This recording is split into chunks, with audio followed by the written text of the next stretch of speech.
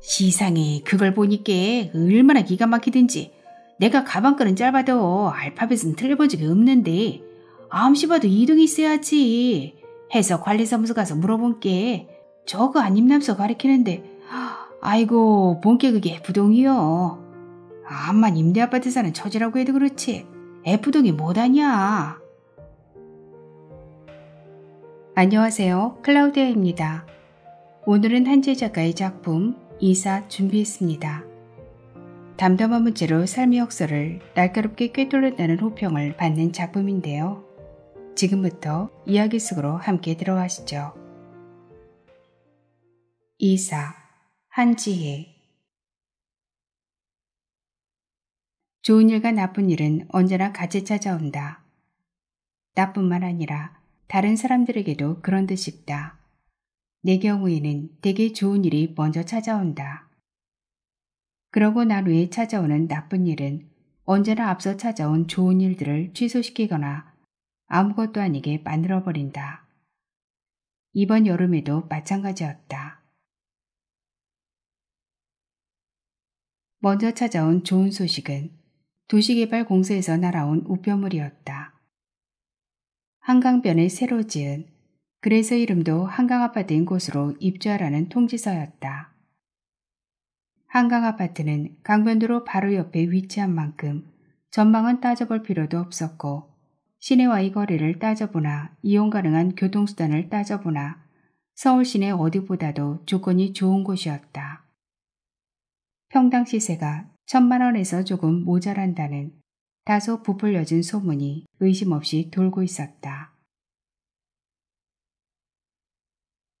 물론 우리가 이사갈 곳은 그 단지 입구 쪽에 들어설 임대아파트였다.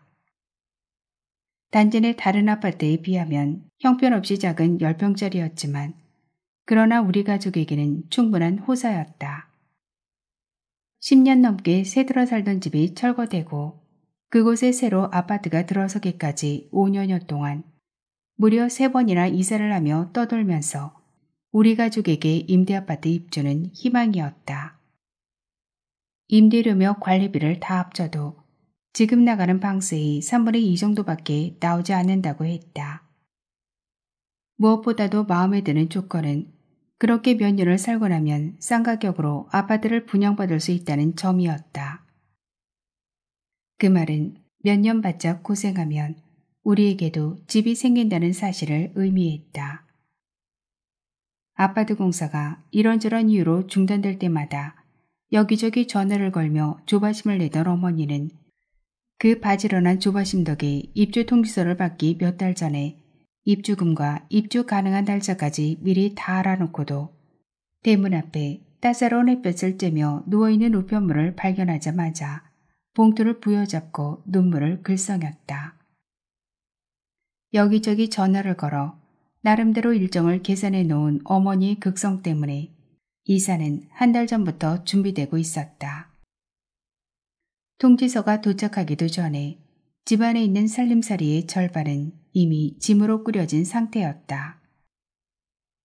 어머니는 그 짐꾸러미 앞에 팔짱을 끼고 서서 이사는 바로 일주일 뒤라고 흐뭇하고 분명하게 통보했다. 그리고 나쁜 일이 일어났다. 도시개발공사에서 우편물이 도착하고 난 사흘 뒤 누이와 내가 몰래 가진 자잘한 저금까지 모조리 걷어들여 어머니가 입주금을 내고 온 다음 날, 그러니까 이사하기로 한 날 나흘 전에 일어났다. 부장은 급작스레 소집된 간부회의에 다녀와서 근심스러운 얼굴로 조만간 정리해고가 있을 것 같다고 말했다. 그러나 그 일은 다음 날 곧바로 일어났다. 사람들은 출근길에 공지를 붙이는 용도의 게시판에 당일로 정리해고를 시작하겠다는 내용의 공고가 붙은 것을 보았다. 최근 몇 년 동안 사장 부친의 부고 외에는 공지가 붙어본 적이 없는 게시판이었다. 예상보다 이르기는 했지만 놀라는 사람은 아무도 없었다. 조만간 도산하리라는 소문이 경쟁업체들 사이에서 나돈 지도 벌써 1년이 넘었다. 아동물 출판사 중에서 탄탄한 1등이던 회사가 흔들리기 시작한 것은 한순간이었다. 원인에 대해서는 추측이 난무했다. 누구는 무리한 제작비를 들여 청소년 세계의 화려한 양장제본으로 출시한 어린이 학습백과 대사전이 실패해서 그렇다고도 했고, 누구는 신생 경쟁사가 발빠르게 성장하는 속도를 막지 못해서 그렇다고도 했고, 또 누구는 학맥으로만 이루어진 관리체계가 문제라고도 했다. 창업주가 정치에 발을 들여놓으면서 사업을 돌보지 않아 그렇다고 말한 사람도 있었다. 모두가 나름대로 타당한 이유였다. 하지만 마지막 이유는 좀 달랐다. 정치에 발을 들여놓기 전부터 창업주는 이미 사세가 기울 때가 되었음을 판단하고 있었다. 창업 이후로 쑥쑥 올라가기만 하던 성장지표가 슬슬 하얀 곡선을 그리기 시작할 때쯤 그도 서서히 사업의 흥미를 잃고 있었다. 때마침 모 정당의 공천제의는 좋은 빌미였다. 어지간히 돈을 벌면 금배지나 달리라 진작부터 생각하고 있던 그였다. 그는 평등한 회사라는 경영이념을 내세워 장성한 아들 대신 10년간 그를 도와 회사를 키운 대학 후배에게 회사를 넘겼다. 경영에 대해서 일제 간섭을 하지 않는 그저 일정 지분을 소유한 주주로만 남겠다고 했다. 밖에서 보기에 그는 합리적인 경영자였다. 그러나 송대는 그렇지 않았다. 그간 사업이 번창하면서 그 수익금으로 사들인 건물과 땅은 모두 창업주 개인 명의로 되어 있었다. 회사 건물도 그의 소유였다. 주주로 물러난 그가 자신이 설립한 회사에서 임대료를 받았음은 물론이고 그가 쓰고 히트친 아직도 1년에 10,000부 이상은 거뜬히 나가는 몇 건의 아동물 인세도 여전히 받았다. 그러나 경영 일선에서 물러난 만큼 회사를 위한 투자금은 내놓지 않았다. 그의 모든 수입은 훨씬 안정적으로 늘어났다. 부도가 난다 해도 일선에서 손을 뗀 그에게 책임을 물을 리 없으니 최악의 경우라도 재산은 보존될 터였다. 나중에서야 창업주의 발빠른 계산을 눈치챈 이대 사장은 기우는 사세에 책임을 지겠다며 사표를 내고 그에게 경영권을 돌려주려 했으나 원리대로 되돌려 놓을 때까지 열심히 해보라는 격려와 함께 사표는 반려되었다. 창업주는 모든 책임에서 자유로웠다. 기우는 사세에 책임을 져야 했던 쪽은 무능하다고 찍힌 일부 사원들이었다. 공고가 붙은 바로 그날 해고 대상자도 결정되었다.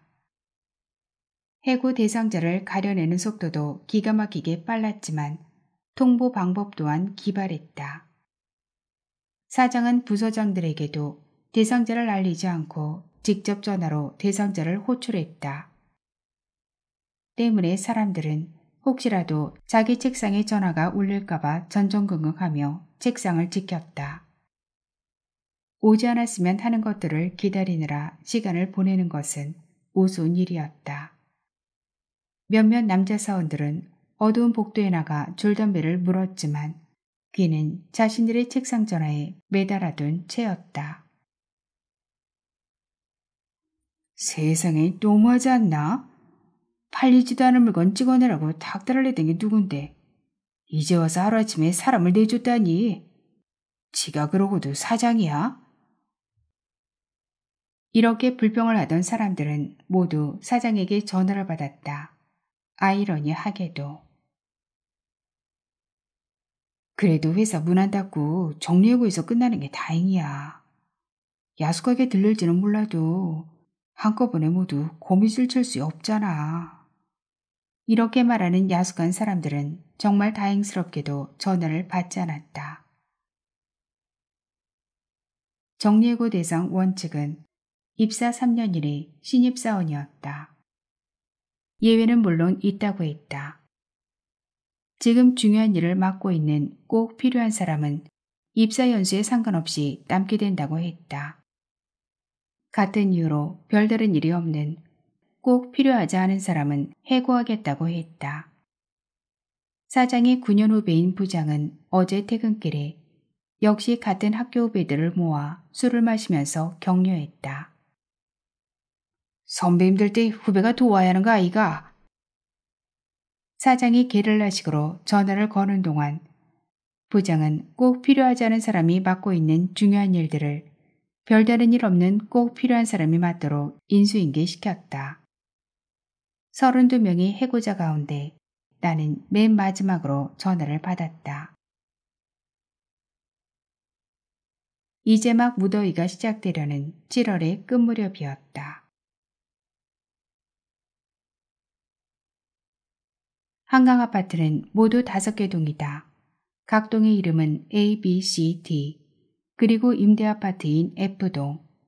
원래는 2동이었는데 벽면에 글씨를 새기는 작업을 할 때 순간적인 착오로 획을 하나 빼먹은 건지 아니면 멋을 내어 쓰려다가 모양이 그렇게 되었는지는 모르겠지만 누가 봐도 벽면에 새긴 글씨는 E가 아니라 F였다.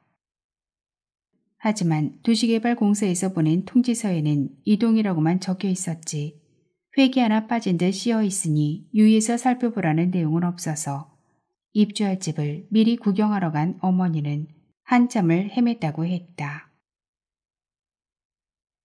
시상에 그걸 보니까 얼마나 기가 막히든지 내가 가방끈은 짧아도 알파벳은 틀려본 적이 없는데 암시 봐도 이동이 있어야지 해서 관리사무소 가서 물어본 게 저거 안입남서 가리키는데 아이고 본게 그게 F동이요. 암만 임대아파트 사는 처지라고 해도 그렇지 F동이 뭐다냐. 나도 대학 나온 아들이 있는데 F가 뭔지 왜 물어보냐. 그게 다 후덜이 낙제 인생이라고 깔보는 거 아니겠냐 말일시.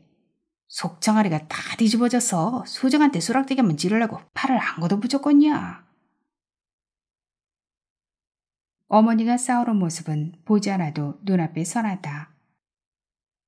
기차와 통을 4-4개는 삶아먹어도 모자랄 목청으로 일단 판세를 장악한 다음 상대가 남자라서 급한 마음에 주먹을 쥐면 맞고 드러눕겠다는 의사를 여실히 드러내 보이며 자꾸 뚱뚱한 몸매를 들이밀고 상대가 여자라서 덩달아 목청을 돋우면 함께 싸우기가 민망할 만큼 상소리를 던지는 것이다. 어머니는 싸움에서 져본 적이 없다.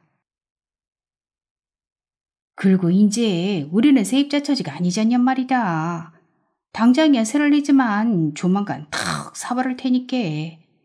우지되었거나 내 집 아니냐 말이다. 아 왜 지들이 내 집 간판에 F닥지를 떡 붙이냔 말이오. 안 그냐? 내가 관리사무소를 한판 다 뒤엎어놓고 하놨냐. 그리고 어머니는 아무 일도 없었다는 듯 태평한 얼굴로 다시 묻는다. 근데 너 이삿 날도 회사 가야 하냐? 짐도 별스럽 게 없는데 돈 주고 사람 사기는 좀 아까워서 말이오. 나는 이따금 어머니 혈관을 흐르는 피의 내력이 궁금해진다. 피를 내린 사람을 찾다 보면 어느 혈기왕성한 장군 두어쯤 나오지 않을까? 그만큼 어머니는 전투적인 기질이 강하다. 아니, 그것은 기질이 아니다. 어머니는 전사이다. 어머니를 조금이라도 아는 사람이라면 누구나 공감하는 사실이다. 싸울 때 어머니의 눈빛에서 피어오르는 전의를 보노라면 위기일발의 전쟁터를 앞장서서 지휘하는 장군의 그것이 저보다 더 맹렬할까 싶은 탐복이 절로 나왔다. 굶주린 야수가 먹이를 향해 달려드는 듯한 비장함. 그것이 타고난 천성인지 아니면 서른둘이 쥐방울 만한 자식 둘 달고 정성이 된 순간부터 살기 위해 택한 방편인지는 모를 일이다. 내 유년의 첫 기억에도 어머니는 누군가와 싸우고 있었으니까. 싸움의 전조가 될 만한 시비를 거는 쪽도 대개는 어머니였다. 특별한 이유랄 것도 없었다. 이유라면 전의를 가다듬은 순간 수십 가지는 뚝딱 만들어낼 수 있는 사람이 어머니였다. 얌전히 발꿈치를 들고 옆을 스치는 행동에도 시비를 걸 수 있었다. 따로 가리는 상대도 없었다. 마땅한 주위 사람을 찾지 못하면 어머니는 내게 싸움을 걸어왔다. 어려서는 그런 어머니가 얼마나 싫었는지 모른다. 무당이 한바탕 살뿌리춤을 추듯 그렇게 신명나게 싸우는 어머니를 볼 때마다 나는 꼭 그만한 증오를 퍼붓곤 했다. 하지만 지금의 나는 어머니에게 완전히 투항했다. 누구도 어머니와 싸워 이길 수는 없다. 어머니와는 싸우지 않는 것이 승리라면 승리이다. 해서 나는 마땅히 그럴 참이었다며 고개를 끄덕였다. 어머니는 내가 해고된 사실을 모른다. 해고된 다음 날도 그 다음 날도 나는 여느 출근 때와 다름없이 8시쯤 대문을 나섰다. 물론 회사에 가는 것은 아니었다. 해고 통지를 받고 나오면서 내가 맨 처음 결심한 것은 당분간 식구들에게 이 사실을 알리지 말자였다. 식구들이 받을 충격 따위를 염려한 결정은 아니었다. 그보다는 해고 사실을 알렸을 때 나올 법한 식구들의 반응이 귀찮았다. 솔직히 말하자면 나는 해고를 다행스럽게 여기고 있었다. 내 의지대로 사는 것이 가능했다면 진작에 내 손으로 제출했을 사표였다. 아니, 정말로 내 의지대로 사는 것이 가능했다면 아예 취직조차 안 했을지도 모른다. 해고를 나쁜 일이라고 받아들인 것은 순전히 어머니 입장에서 바라본 시각이었다. 6개월간의 군대 생활을 포함해 모두 5년간의 대학생활 동안 줄곧 내 꿈은 룸펜이 되는 것이었다. 하지만 불행하게도 나는 가난한 집안의 장남으로 태어났다. 아버지는 내가 12살 되더래 그때만 해도 초등학교 5학년인 내게 단칸 월세방과 빚과 아주 어린 누이와 젊은 어머니를 남기고 달려오는 자동차에 치여 죽었다. 그렇다고 그 즉시 내가 가장이 된 것은 아니었다. 그때부터 어머니가 했던 일은 다채롭다. 극장 청소부로 시작한 어머니가 가장 오래 한 일은 요즘식으로 말하면 산후조리 도우미였다. 한때는 구리모 아줌마와 세탁기 아줌마로 활약하기도 했지만 예의 그 싸움 좋아하는 성미 탓에 고객을 확보하지 못하고 결국은 다시 가정집과 식당을 전전하는 파출부로 되돌아왔다. 내가 맡을 가정의 임무를 보류시키기 위한 어머니의 눈물겨운 노력을 생각하면 절로 머리가 숙여진다. 하지만 그뿐이다. 나는 단지 감사할 뿐이다. 감사하고 있다는 말과 의무를 떠맡겠다는 말은 다르다. 아직까지 어머니는 내게 가정의 책임을 떠넘기지 않았지만 조만간 그렇게 될 미래를 생각할 때마다 나는 아득하다. 형편에 맞지도 않는 대학을 보내준 데는 그런 책임과 의무를 강요하려는 뜻도 숨어 있었다. 그렇더라도 나는 할 수 있는 한 그 미래를 늦추고 싶었다. 식구들 눈치를 피해 지방대 졸업장으로는 꿈도 못 꿀 곳에나 이력서를 들이밀며 이런저런 핑계로 구직활동에 불성실한 나를 취직시킨 사람은 어머니였다. 어머니는 신문과 구인지와 수소문 등등 할 수 있는 모든 방법을 동원하여 알아낸 곳에 끊임없이 내 이력서를 접수시켰고 내 등을 떠미는 일에 결국 성공했다. 그렇게 시작한 직장생활이 순탄했을 리 없다. 자연히 3년 4개월간의 직장생활 동안 내 바람은 오직 자연스러운 퇴사였다. 그런 면에서 해고는 내가 미처 생각해내지 못한 묘안이었다. 이 기가 막힌 자유를 마다할 까닭이 없다.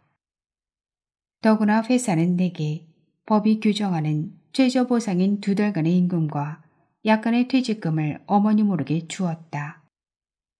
고용보험이 보장하는 실업급여까지 계산한다면 계획보다도 더 오래 살아낼 수 있을지 몰랐다. 나는 식구들 모르게 이 자유와 돈을 충분히 즐길 참이었다. 이사를 하던 날은 유난히 더웠다. 동원된 인력은 철거되기 전 주인집이었던 미정아빠와 같은 집에 새들어 살던 민석아빠였다. 아무래도 돈 주고 사람을 사기는 아까웠던 어머니는 여느 때보다 살갑게 두 사람을 대하며 차가운 음료수를 사온다, 저녁에 고기를 굽는다, 수선을 떨었다. 그러면서 입으로는 연신 그들의 일솜씨를 찜이 마르게 칭찬해댔지만 어느새 중년에 가까워져서 장정이라기엔 못한 두 사람과 함께 짐을 나르는 일은 이만저만한 고역이 아니었다. 짐을 하나 올릴 때마다 등에서는 소나기 같은 땀이 흐르고 입에서는 단내가 났다. 그나마 짐이 많지 않아서 다행이었다.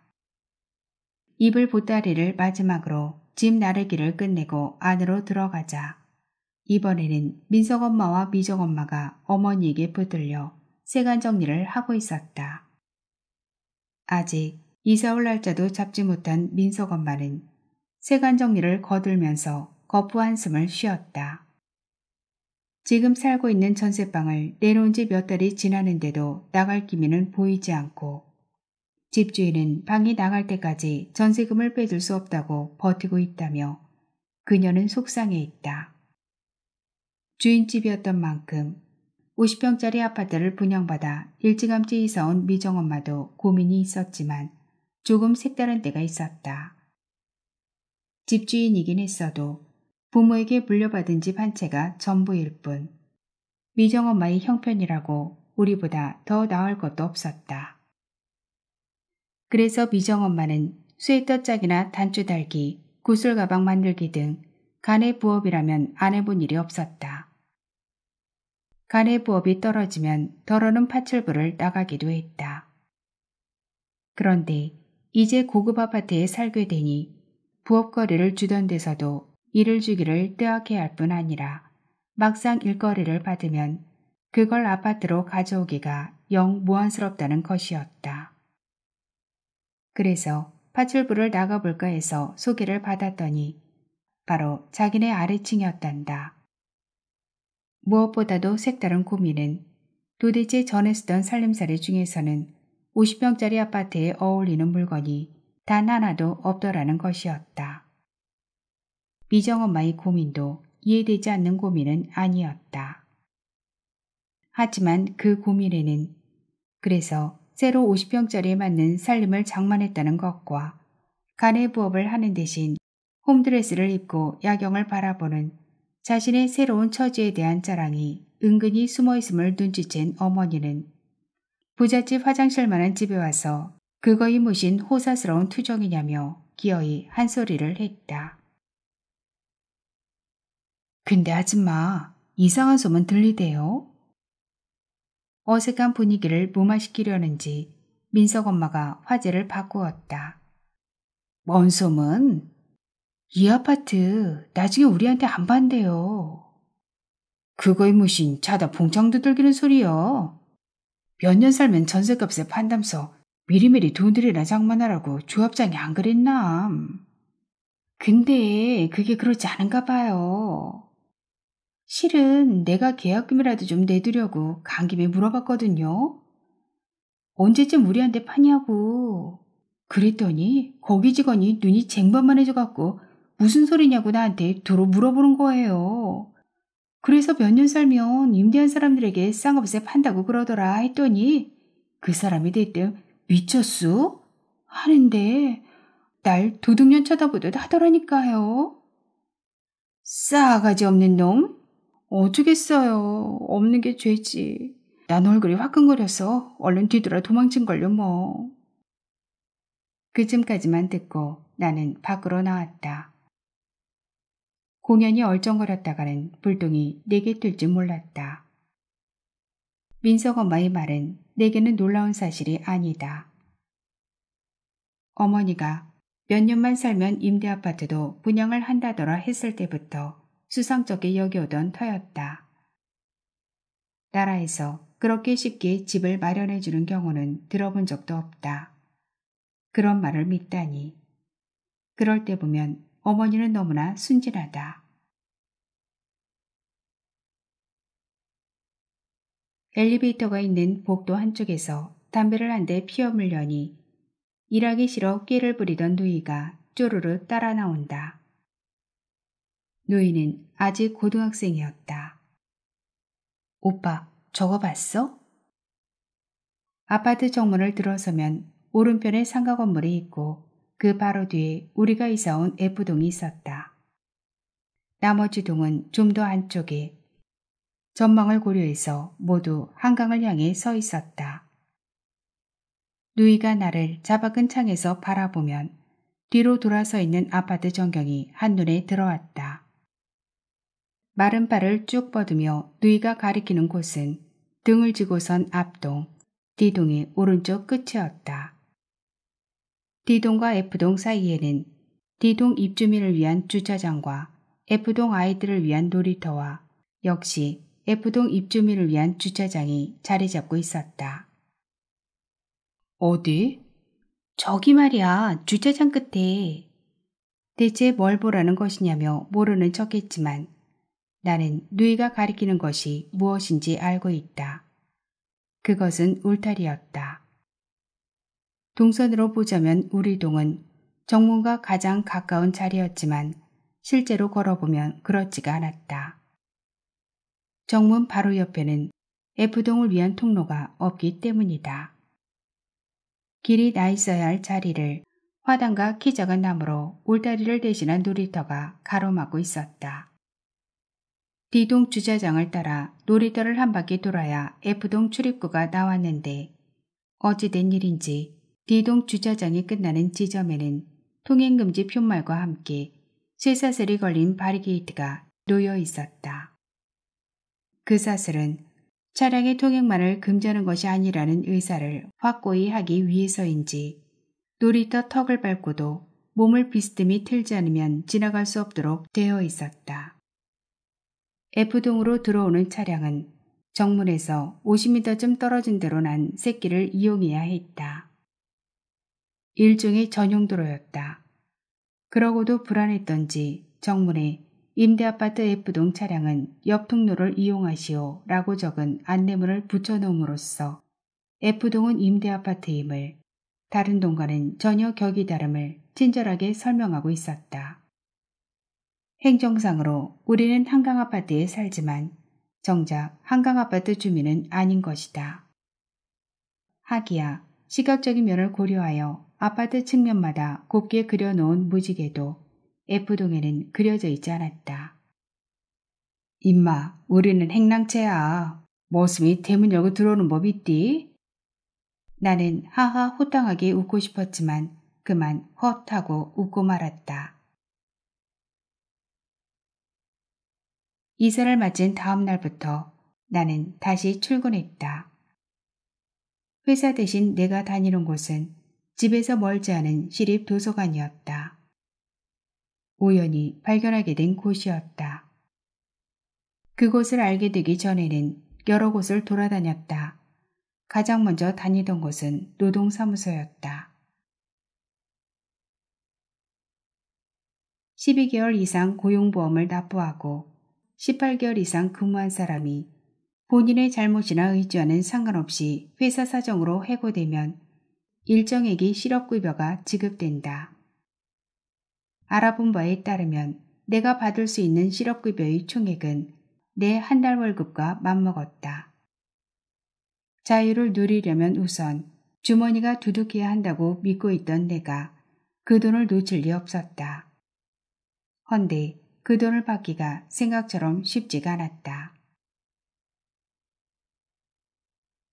실업급여를 받으려면 우선 구직 등록을 해야 했다. 구직 신청서에는 경력사항과 원하는 직종, 그리고 최저 희망임금을 기재하게 되어 있었다. 나는 구직 신청서에 원하는 직종으로 출판업을, 최저 희망임금은 해고 당시 받던 연봉에서 150만 원 정도를 더 올려 적었다. 이전 회사에서는 재정상의 어려움을 이유로 2년째 임금이 동결되었기 때문에 같은 경력의 동종업계 근무자들은 나보다 최저 300만 원 정도를 더 받았다. 하지만 문제는 거기서 발생했다. 짧은 파마머리의 직업 지도관은 내 구직 신청서를 보고는 피식 웃더니 내게 물었다. 그러니까 사무직이면 되는 거죠? 네, 그런 셈이긴 하지만. 대답을 들으려고 한 질문도 아니었다는 듯이 내 말이 미처 끝나기도 전에 출판업에 밑줄을 2번 찍 긋고 사무직으로 정정. 퇴사하신 회사에서 얼마나 받았어요? 그러면서 내가 원한 급여에 빨간 줄을 긋고 이전 연봉보다도 200만 원 깎아서 정정. 그러고는 수급 자격 신청서와 구직 활동 일지를 준다. 퇴사일에 상관없이 신청하고 2주간은 대기 기간이에요. 이 구직활동지를 기록해서 2주 후에 다시 오시면 구직활동 심사 후에 수급 자격자증을 발급해 드릴 거예요. 구직활동 일지는 아주 자세히 적으셔야 해요. 언제 어디에 이력서를 제출했다든가 면접을 봤다든가 하는 식으로요. 전화 문의만 하시면 인정 안 해드려요. 수급자가 판정을 받으면 실업급여는 14일마다 지급돼요. 물론 14일마다 출석하셔서 마찬가지로 구직활동 심사를 받으셔야 합니다. 14일이요? 아니 그 짧은 기간에 구인 광고를 낸 회사가 없으면 어떡하죠? 구직활동이 없으면 실업급여는 지급되지 않아요. 먼저 아래 유의사항을 읽어보세요. 그렇게 해서 읽어본 유의사항. 직업 지도관이 적당하다고 말한 직종이나 조건 대신에 자신의 희망 직종이나 조건을 고집하면 구직의사가 없는 것으로 간주하여 실업 불인정을 받는다. 부업이나 아르바이트로 소득이 발생한 경우에는 반드시 신고해야 하며 이 기간의 실업급여는 지급 중지된다. 만약 신고하지 않았다가 발각되면 지급분은 회수되고 벌금이 부과된다. 그러니까 실업급여를 온전히 받으려면 몇 개월이 걸리든 이력서를 내려가는 일 외에 돈이 될 만한 어떤 경제행위도 해선 안 되는 것이었다. 심지어는 직업훈련을 받는 중이라도 직업지도관이 취업발선을 하면 반드시 그에 따라야 했다. 직업을 갖는다는 의미는 경제적 수입을 얻는다는 것 외에 개인의 능력이나 자아를 실현할 수 있는 기회를 갖는 것이라는 초등학교 교과서에도 나오는 상식은 전혀 통하지 않는 반칙 규정이 너무 많은 경기였다. 세상에 이런 식의 보험도 있나? 이 제도 이의 신청하려면 어디 가면 됩니까? 질문 있으세요? 이해 안 되는 부분이 있으면 일단 저에게 말씀해 보시죠. 참, 이 안내문도 한번 읽어보세요. 내 흥분에는 아랑곳 없다는 듯이 생글생글 웃으며 직업지도관이 내민 복사물은 대기업 이사 출신이 용역직도 마다 않고 구직활동을 벌이고 있다는 신문기사 내용이었다. 나는 내가 정리해고 되었다는 사실을 잠시 망각하고 있었던 것이다. 분수를 알고 날뛰라는 이야기겠지. 나는 그녀의 유연함이 쉽게 기가 꺾여 더는 아무런 대꾸도 못하고 밖으로 나왔다. 하기야 내가 항의를 하다니. 싸움은 어머니의 몫이지 내 몫이 아니다. 대학에 다닐 때도 그 흔한 데모 한번 하지 못한 내가 아니던가. 내 꿈과 이상을 관공서에서 설명하려 들다니. 순진함에 관한 한 나는 어쩔 수 없이 어머니의 아들이다. 실업급여를 받는 일은 포기했다. 꼬박꼬박 출석해서 약이라도 올려줄까 싶은 생각이 안 드는 것도 아니었지만 그러기에는 관할 노동사무소가 너무 멀었다.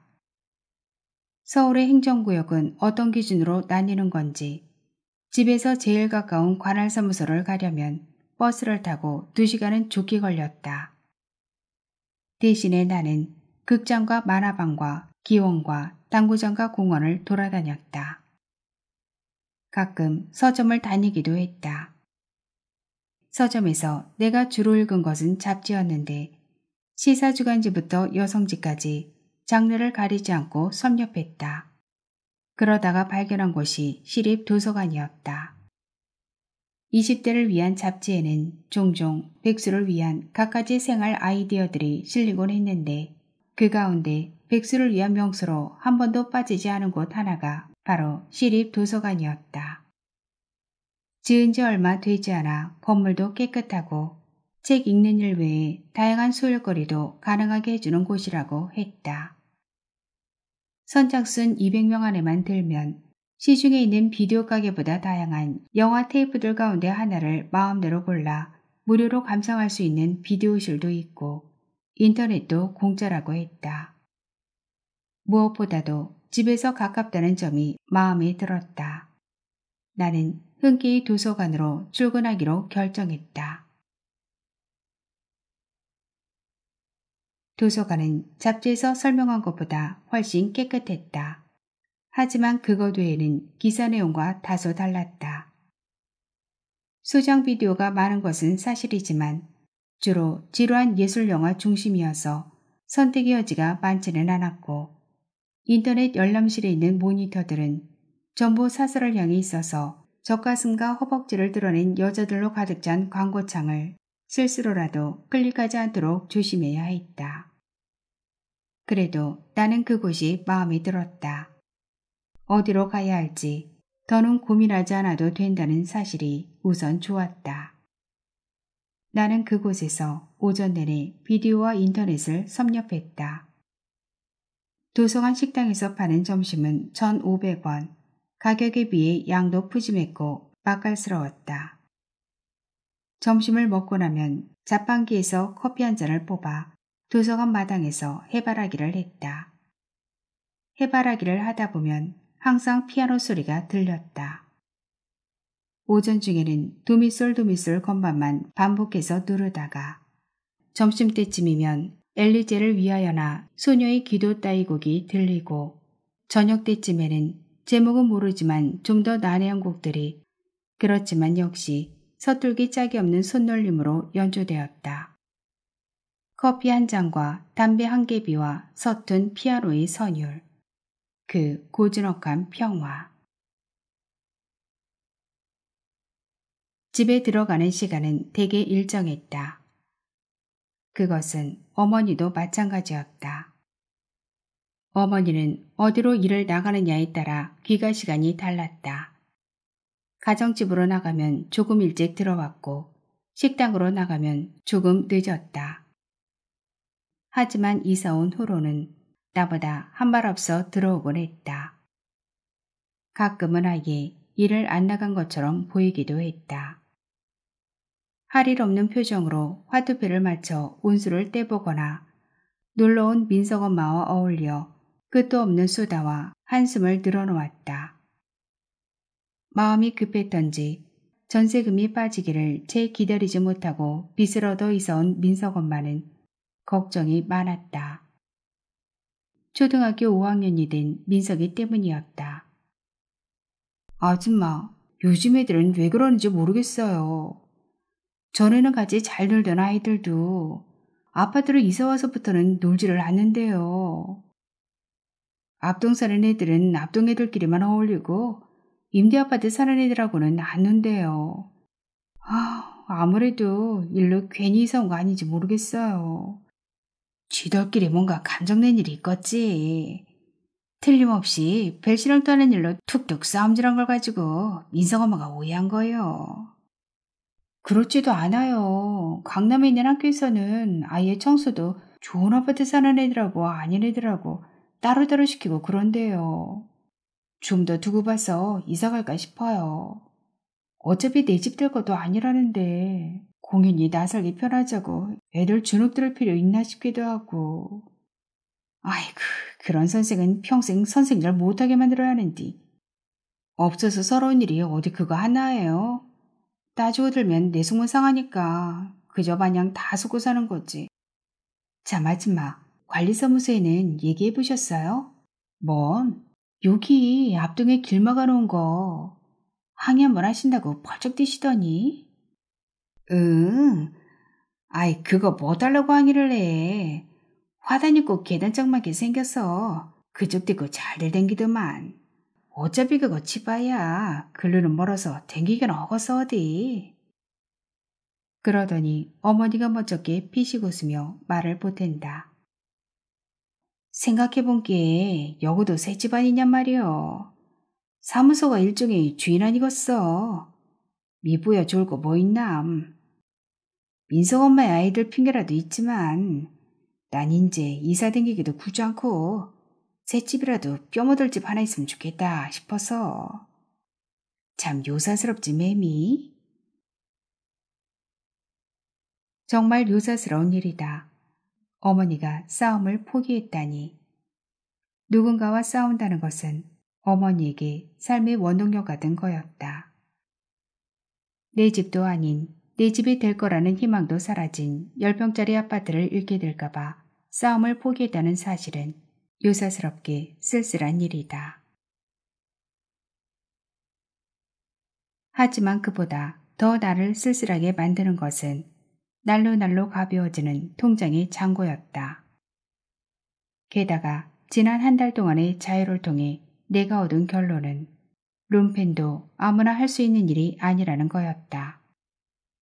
짙은 화장이 미니스커트만 입으면 패션이고 감각인 줄 아는 촌부처럼 나의 룸펜 생활은 내가 봐도 어색하고 촌스러웠다. 비디오도 인터넷도 점점 흥미가 없어지고 해바라기 하는 시간만 길어졌다.